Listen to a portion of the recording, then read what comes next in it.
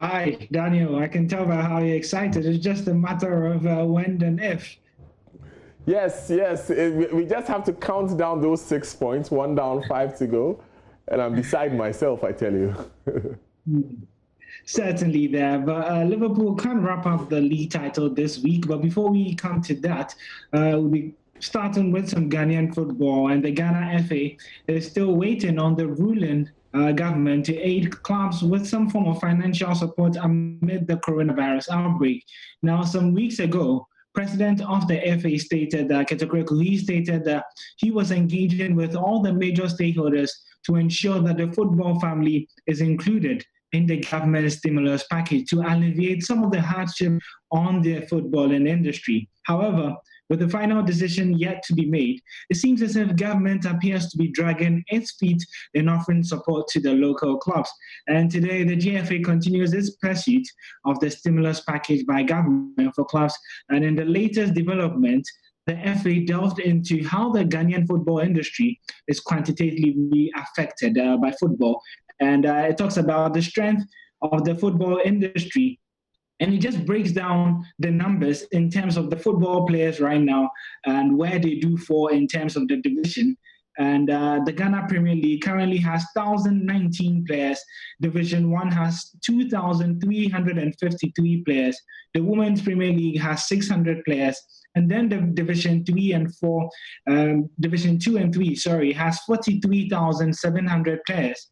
And the juvenile leagues have about 23,000 players. So in total, there are 70,672 players who are currently being affected by the coronavirus. And the Ghana FA certainly did put this number together to try and show government the numbers that are being affected by football not being played. Now, the big question remains as to how clubs are generating income since football has been on a hold since March due to the coronavirus.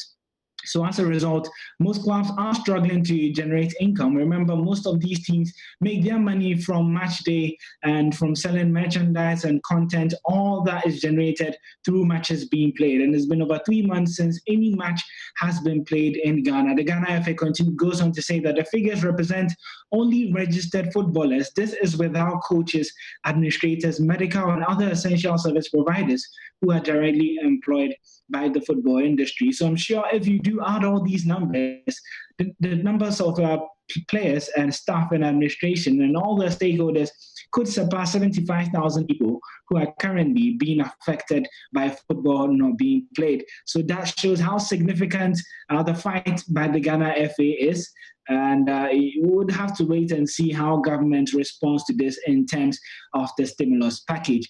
But before I do go, let me just touch on some international news. And the biggest one was Liverpool taking a step closer to the English Premier League, as we did rightly mention. They drew 0-0 in that Merseyside derby, a result that didn't surprise many, considering that Jurgen Klopp's men have failed to score in 3 of their last 4 visits at Merseyside. And what that draw does to Liverpool now is that they can win the league this week. They are on 83 points after 30 games, Man City on 60 points after 29 games. If Manchester City failed to win today against Burnley and Liverpool win against Jordan Ayew's Crystal Palace, and then Liverpool will be crowned champions. But still, speaking of Jordan Ayew and Crystal Palace, Jordan Ayew also scored over the weekend a goal that made him the highest scoring Ghanaian in the Premier League as he surpassed Tony Abua's record of 24. Jordan now sits at 25 goals. That wraps it up for the sports segment. My name is Oreku Ampo. Thank you very much, Oreku Ampofo. Hopefully by next Monday, you'll be addressing me as a fan of the English Premier League champion.